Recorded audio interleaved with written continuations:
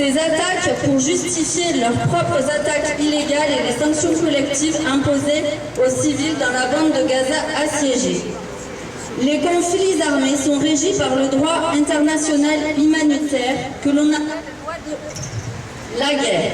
Toutes les parties à un conflit ont l'obligation d'épargner et de protéger la vie des populations civiles. L'escalade sans pareil des violences opposant Israël à la Palestine a eu des conséquences dévastatrices pour les civils. Le nombre de morts est sans précédent. Chaque jour qui passe, davantage de vies sont sacrifiées. C'est pourquoi une simple trêve de 4 jours n'est clairement pas suffisante. Nous demandons au gouvernement français et à tous les États d'appeler au cessez-le-feu de toutes les parties au conflit. Je vais laisser la place à Corinne afin de lire la demande de cessez-le-feu et je vous invite à regarder la petite exposition sur Gaza en vie qui est sur le mur de la Banque populaire. Ensuite, après cette annonce pour la demande de cessez-le-feu, je laisse toute personne qui le souhaite soit lire des témoignages, soit faire des discours. Libre à vous d'intervenir. Halte au massacre à Gaza. La France doit exiger un cessez-le-feu immédiat. Cet appel vise à organiser, en solidarité avec le peuple palestinien, des marches contre la guerre partout en France ce week-end. L'armée israélienne soumet la bande de Gaza à des bombardements d'une violence inouïe et à un blocus total qui prive la population d'eau, de nourriture, de médicaments. Les hôpitaux, lorsqu'ils fonctionnent, opèrent aujourd'hui sans anesthésique. En Cisjordanie occupée, la population palestinienne est soumise à la violence redoublée de l'armée et des colons, ainsi qu'à un bouclage du territoire. Nous demandons un cessez-le-feu immédiat à Gaza, la fin des bombardements, des offensives terrestres et des déplacements forcés des populations, ainsi que la levée immédiate du blocus. Nous exigeons que la France s'engage activement dans ce sens. Nous rendons hommage à l'ensemble des populations civiles, palestiniennes et israéliennes, victimes de crimes de guerre. Chaque vie compte. Une paix juste et durable ne sera possible que dans le cadre de la reconnaissance des droits du peuple palestinien, de l'arrêt de la colonisation et de la fin de l'occupation israélienne, dans le respect de l'ensemble des résolutions de l'ONU. Cessez-le-feu immédiat, arrêt des bombardements et des déplacements forcés de la population, levée immédiate du blocus, protection du peuple palestinien à Gaza et en Cisjordanie. Les libertés d'expression et de manifestation, libertés démocratiques fondamentales doivent être respectées. Nous appelons à nous rassembler sur les bases de cet appel et à organiser en solidarité avec le peuple palestinien encore et encore des marches contre la guerre partout en France. Cet appel date du 14 novembre 2023.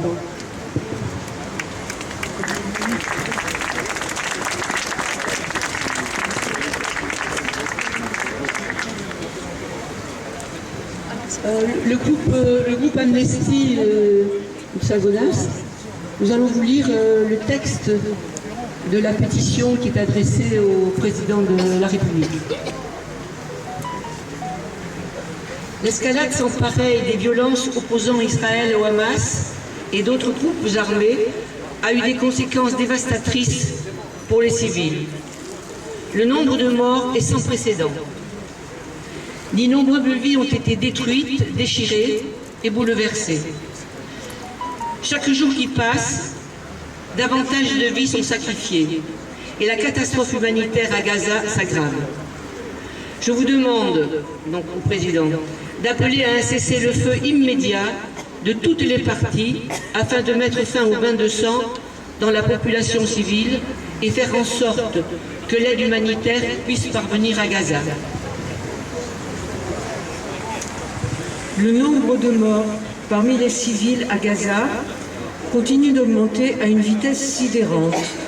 du fait des bombardements israéliens incessants menés en réponse aux terribles attaques perpétrées par le Hamas en Israël, dans lesquelles 1400 personnes ont été tuées et des civils ont été enlevés.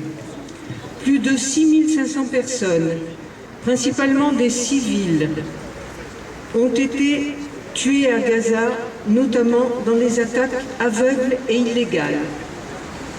Plus d'un tiers des personnes tuées à Gaza sont des enfants et un très grand nombre de dépouilles se trouvent encore sous les décombres.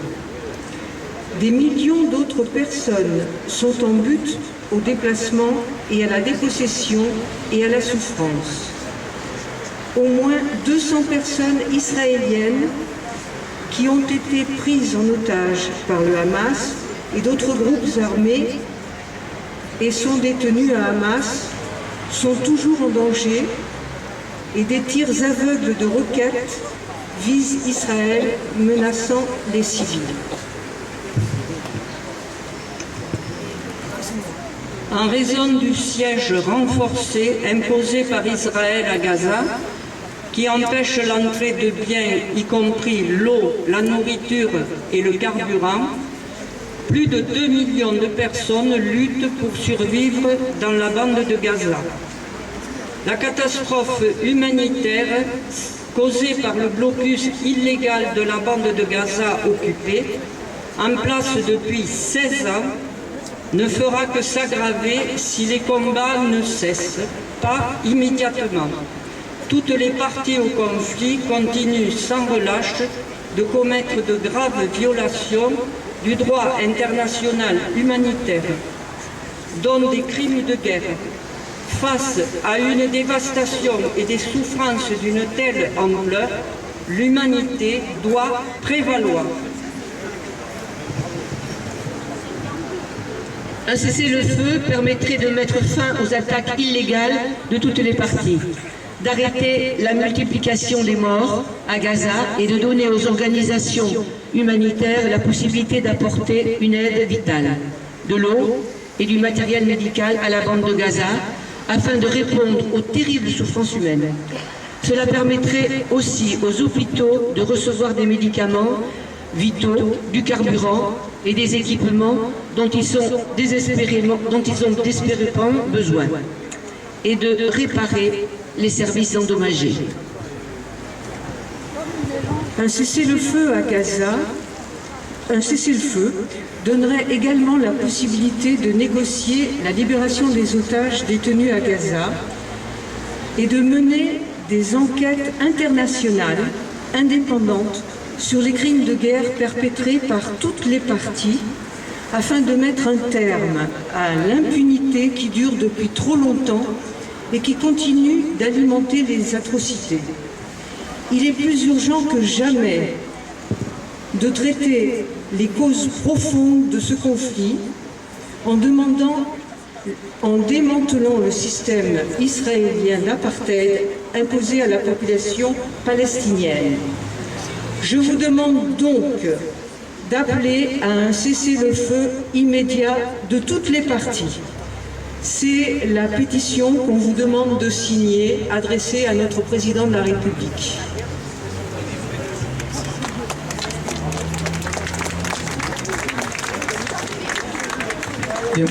Bonsoir à tous. Donc pour l'Union syndicale solidaire, je voulais dire donc compléter ce qui a été dit ou peut-être répéter un peu les éléments qui ont déjà été dits.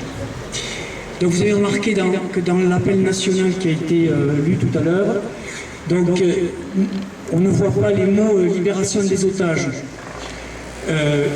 détenus par le Hamas depuis le 7 octobre. Il faut en parler, cependant, c'était déjà une revendication des premiers appels. On a pu dire ici et là que l'on demandait une libération sans condition. Nous, solidaires, nous ne l'entendons pas ainsi, car Israël a ses propres otages. Ce sont les 6700, voire 10 000, voire 20 000 Palestiniens détenus dans les prisons israéliennes. Le chiffre là peut être discuté, mais on est en train, enfin, les médias sont en train de découvrir le dossier, de rouvrir, on va dire, le dossier, et il ne tient qu'à nous de nous impliquer dans cette revendication. Qui sont-ils? Pourquoi sont-ils emprisonnés? Depuis quand? Donc les médias viennent d'ouvrir le dossier au moment où commencent donc les tractations qui ont été mentionnées entre le Qatar, le Hamas et le gouvernement, le gouvernement israélien. Nous savons qu'il s'agit d'hommes, de femmes, il s'agit aussi de mineurs.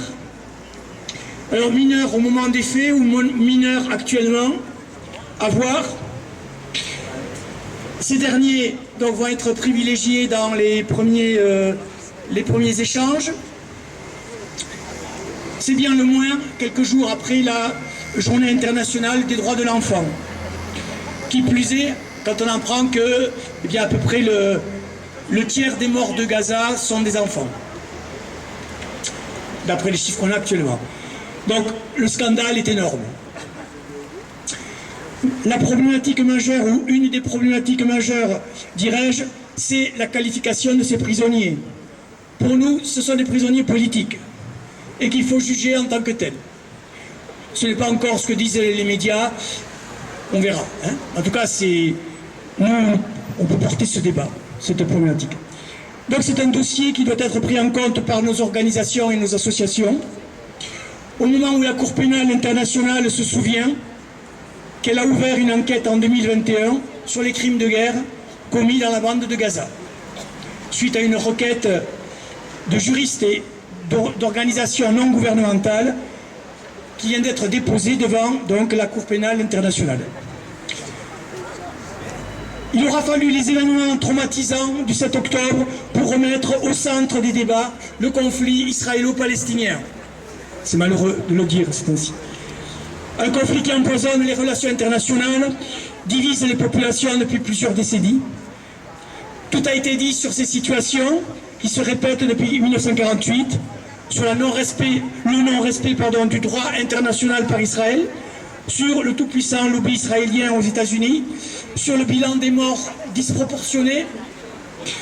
On aurait pu parler aussi du vote sioniste en France, que bien des formations politiques lorgnent en ce moment. Rien de vraiment neuf, si ce n'est l'horreur, si ce n'est aussi qu'il nous manque une voix politique qui domine la mêlée et qui dise son fait à l'État d'Israël. Comme par exemple ces paroles prononcées en novembre 1967, quelques mois après l'occupation militaire des territoires arabes, en juin de cette année, donc 1967, parmi lesquels il y avait Gaza. Donc. Maintenant, Israël organise sur les territoires qu'il a pris l'occupation qui ne peut pas aller sans oppression, répression, expulsion. Et il s'y manifeste contre lui une résistance qu'il qualifie de terrorisme. Donc, vous avez reconnu les paroles de Gaulle, bien sûr. Il nous faudrait peut-être un nouveau De Gaulle pour affronter Netanyahou, peut-être, mais nous sommes là rassemblés. Nous sommes là rassemblés pour longtemps et pour justement porter une parole en faveur des victimes de ce conflit qui sont essentiellement, j'allais dire, des Palestiniens. Don't give up the fight.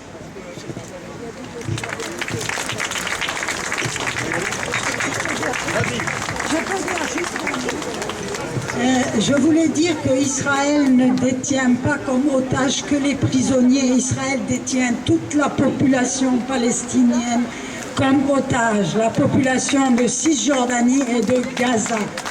Donc quand on parle d'otage, ça fait rigoler.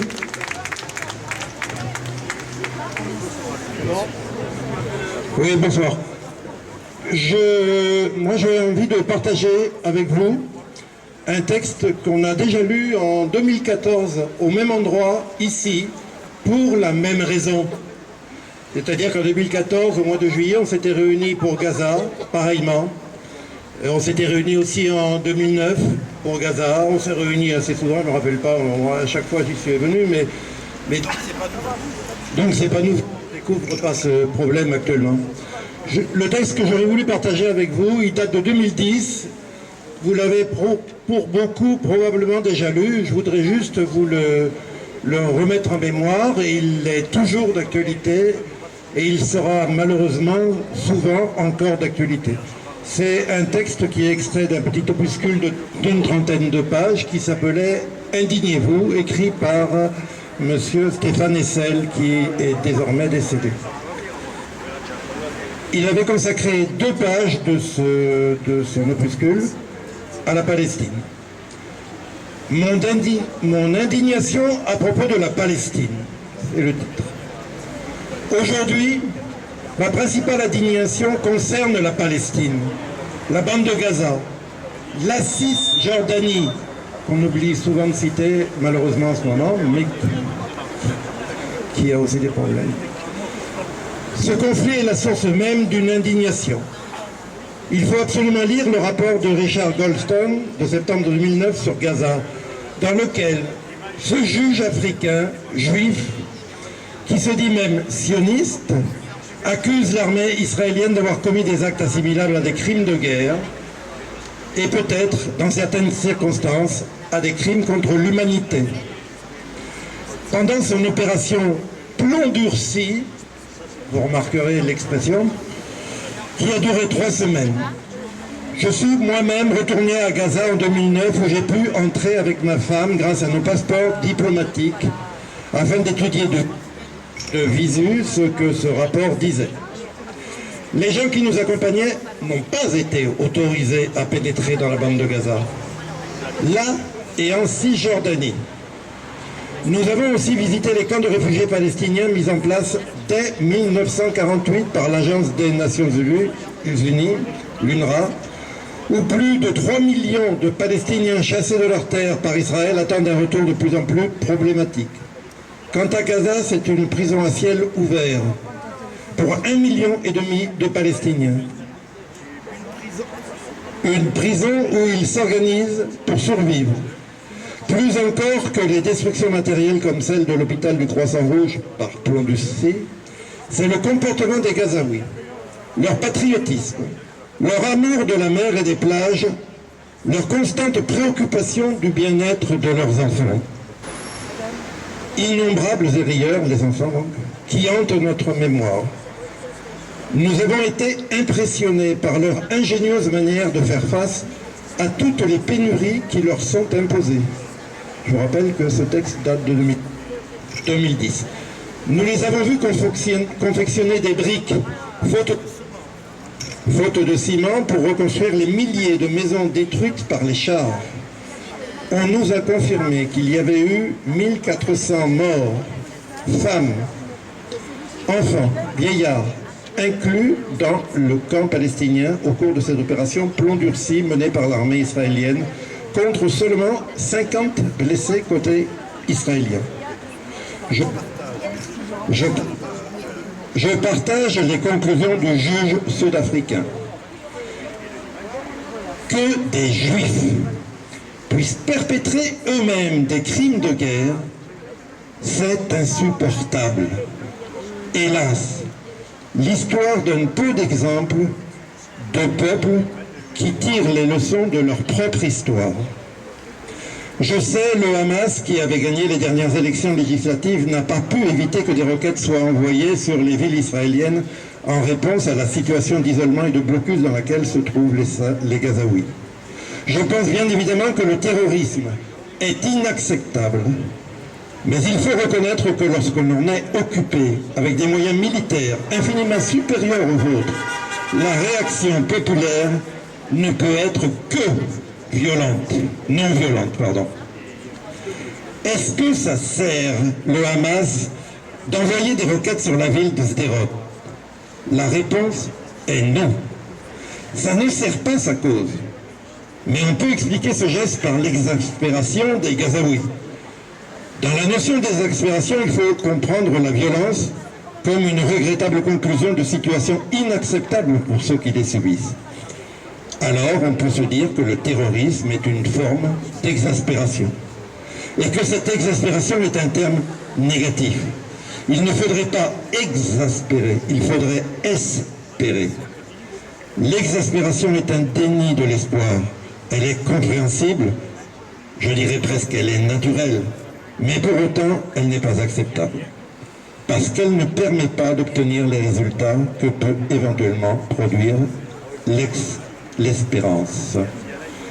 Et je vous propose un petit intermède, une chanson de Georges Moustaki qui s'appelle Soldat, qu'on avait passé aussi en 2014 ici au même endroit. Et puis vous pouvez écouter les paroles parce que je pense que elle s'adresse un petit peu aux soldats de l'armée israélienne qu'on a envoyés là-bas. Qu'est-ce qui doit se passer dans leur tête là en ce moment? À chaque fois que je regarde des reportages à la télé, je me dis mais qu'est-ce qu'ils pensent ces gars-là là? Qu'est-ce qu'ils ont? Voilà, merci. Merci.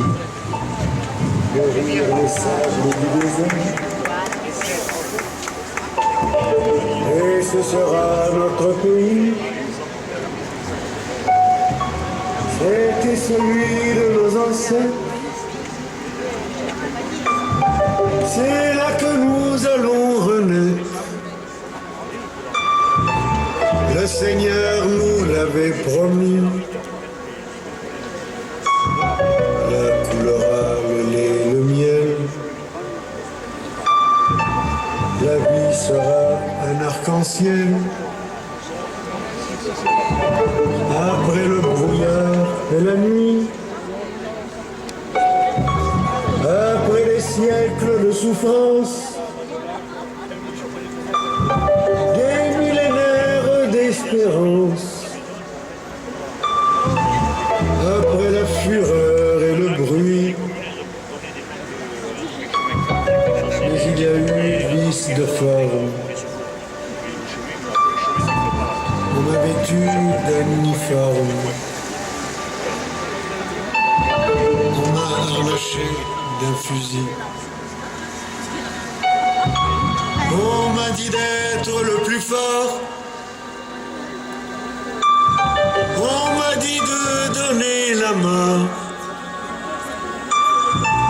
Pas de quartier pour l'ennemi. J'ai obéi sans état d'âme. Tant pis pour les enfants, les femmes. Le prix du sang n'a pas de prix. Quand les hommes se font la guerre, les oliviers ne poussent guère. La colombe est à l'agonie. On m'avait dit, nous allons faire fleurir les sables du désert. Et ce sera notre pays. On m'avait dit, nous allons faire fleurir les sables du désert. Mais j'ai peur que l'on ait menti.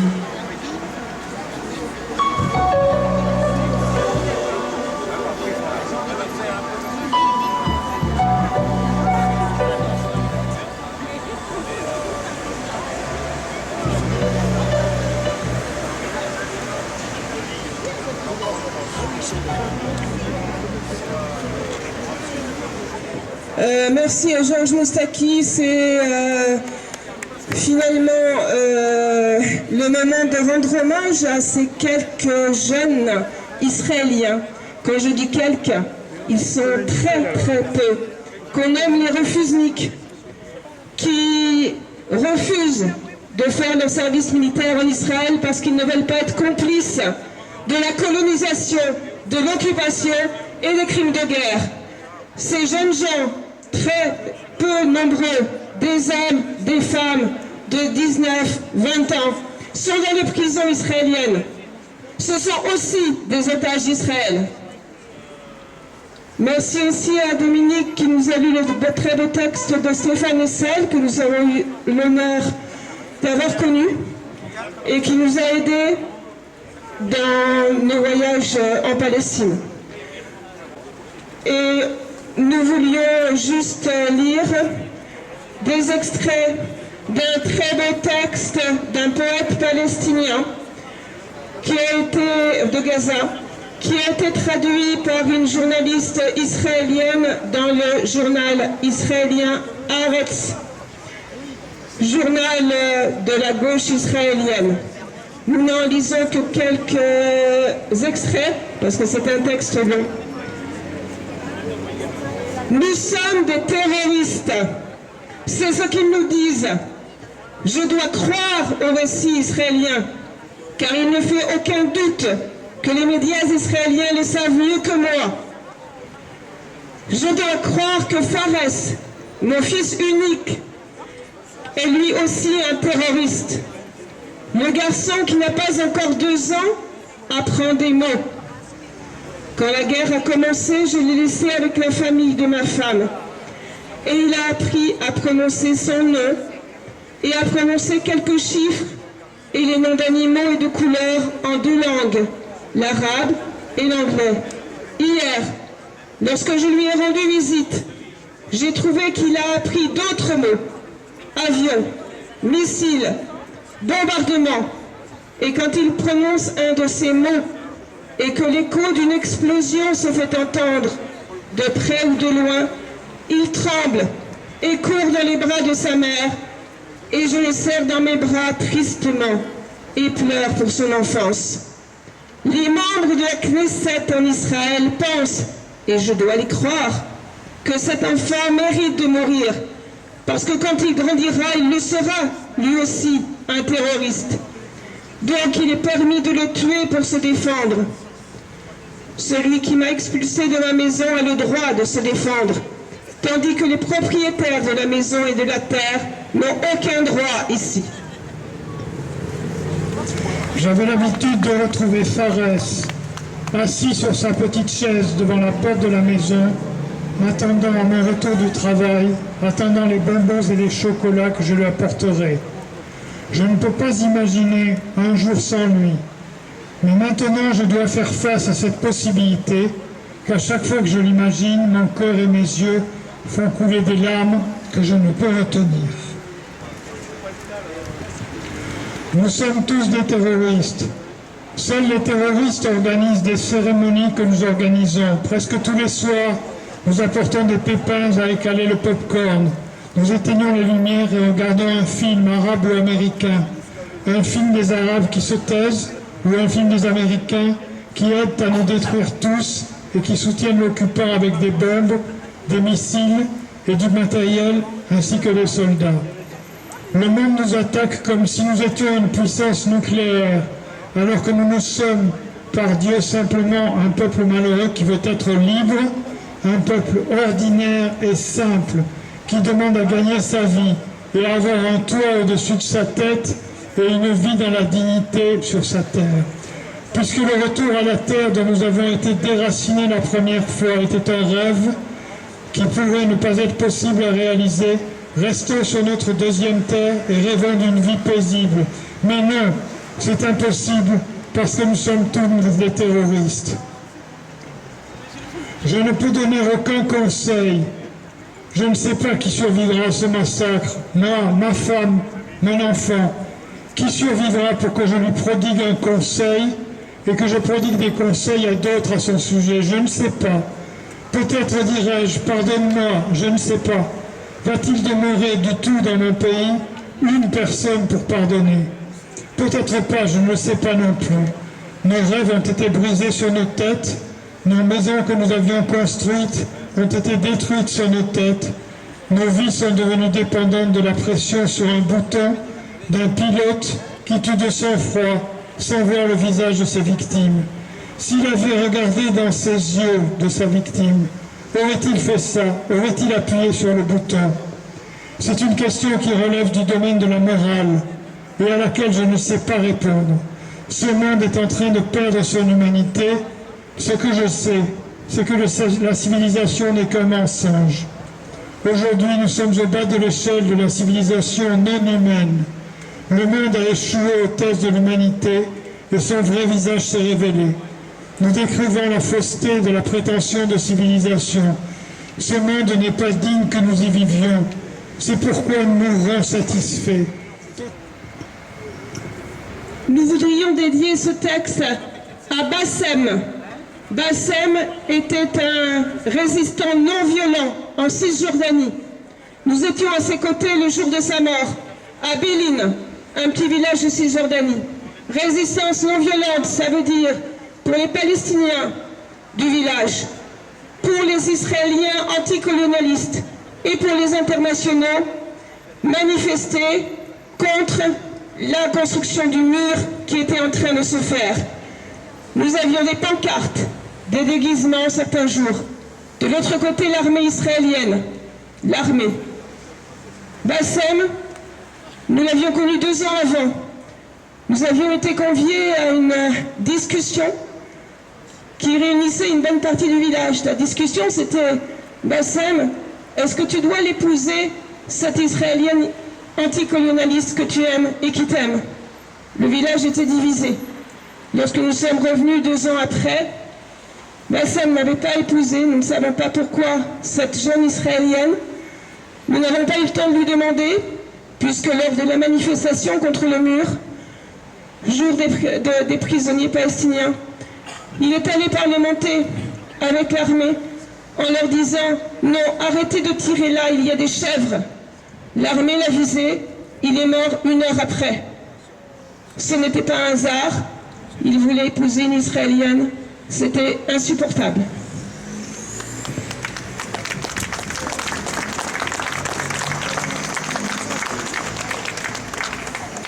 Juste un dernier mot. Demander la paix est une chose importante. Il faut savoir aujourd'hui que le gouvernement israélien, tout en votant l'accord d'interruption des combats, on va dire pendant 3-4 jours, a dit une fois que c'est fini, nous terminerons le travail. Et on sait tous ce que ça veut dire. C'est la première chose que je veux dire. Demander la paix, si on ne demande pas la justice, ce n'est pas demander la paix, c'est laisser le désespoir.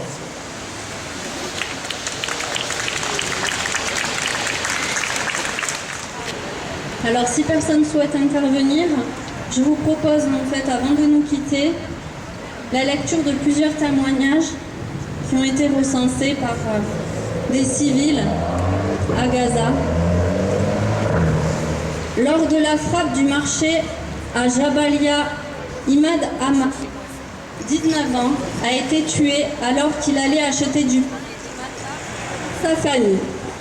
Selon le témoignage de son père, Ziad Hamad, la famille avait quitté leur logement la veille après avoir reçu un avertissement de l'armée israélienne et avait parcouru presque 5 km jusqu'à une école gérée par l'Office et de travaux des Nations Unies pour les réfugiés de Palestine dans le Proche-Orient, qui servait d'abri au camp de Jabalia. En chemin, son fils, Imad, portait son tout jeune frère sur les épaules. Ziad a raconté que le lendemain, c'est lui qui portait le corps sans vie d'Imad sur ses propres épaules pour l'enterrer. Ziad a décrit les scènes terribles qu'il a vues à la morgue, où il a retrouvé le corps de son fils avec beaucoup d'autres. Les corps étaient brûlés. J'avais peur de les regarder. Je ne voulais pas regarder. Je redoutais de voir le visage d'Imad. Les corps étaient éparpillés sur le sol. Chacun cherchait son enfant dans cet empilement. Je n'ai reconnu mon fils qu'à son pantalon. Je voulais l'enterrer tout de suite. Alors j'ai pris mon fils, je l'ai sorti et je l'ai porté. Qu'ai-je fait pour mériter ça? Perdre mon fils, ma maison, dormir par terre dans une salle de classe. Mes enfants mouillent leurs vêtements, de panique, de peur, de froid. Nous n'avons rien à voir là-dedans. Quelle faute avons-nous commise? J'ai élevé mon enfant toute ma vie. Pourquoi? Pour le voir mourir en allant chercher du pain? Amnesty s'est également entretenu avec une victime, âgée de 22 ans. Dès le début de l'agitation, le 7 octobre, il a couru vers une zone boisée, où il a creusé un trou avec des arbres, se servant de tout ce qu'il trouvait pour recouvrir son corps. Il y est resté 6 heures et pendant ce laps de temps, il a entendu des tirs incessants. À un moment, il a levé la tête, juste assez pour voir les combattants tirer dans le dos de personnes qui s'enfuyaient. Il a raconté. Puis, j'ai vu qu'ils jetaient du carburant partout pour brûler la zone. Et j'ai entendu et senti le feu. Alors j'ai réalisé que je n'avais pas le choix. Soit je partais et je me faisais tirer dessus, soit j'étais brûlée dans cette cachette. Je n'arrive pas à dormir là, et je ne peux pas... Chaque fois que je ferme les yeux, je revois toute l'horreur de la scène. Des cadavres partout, des personnes coincées dans leur véhicule en flammes, l'odeur du sang. Depuis le 7 octobre, les forces israéliennes ont placé plus de 2200 hommes et femmes palestiniennes en détention. Après la société des prisons. La détention administrative est l'un des outils clés employés par Israël pour appliquer son système d'apartheid contre la population palestinienne. Ces 4 dernières semaines, des vidéos et des photos frappant et humiliant des soldats israéliens frappant et humiliant des Palestiniens et Palestiniennes, détenus, les yeux bandés, dénudés, les mains attachées. Une illustration particulièrement de la torture et des mauvais traitements infligés aux détenus palestiniens. Une des images analysées montre 3 hommes palestiniens, nus et les yeux bandés, à côté. L'un des 3 hommes apparaissant a déclaré à Amnesty qu'il avait dans un premier temps été détenu et frappé par des... Et que 2 heures plus tard, une jeep de l'armée israélienne était arrivée. L'un des agents israéliens qui sont arrivés s'est approché de moi et m'a frappé sur le côté gauche. Puis il a sauté à pieds joints sur ma tête, enfonçant ma tête encore davantage dans le sol. Il a ensuite continué de me donner des coups de pied alors que j'avais la tête au sol, dans la poussière, les mains attachées dans le dos. Puis il a pris un couteau et a déchiré tous mes vêtements, sauf mes sous-vêtements. Et il a utilisé un bout de mes vêtements déchirés pour me bander les yeux. Les coups sur mon corps se sont poursuivis. À un moment, il a commencé à taper sur le dos 3 ou 4 fois, tout en criant « Meurs, hors Dieu !» À la fin, avant que ça ne s'arrête enfin, un autre agent m'a uriné sur le visage et le corps, tout en nous criant de mourir. Merci pour votre présence.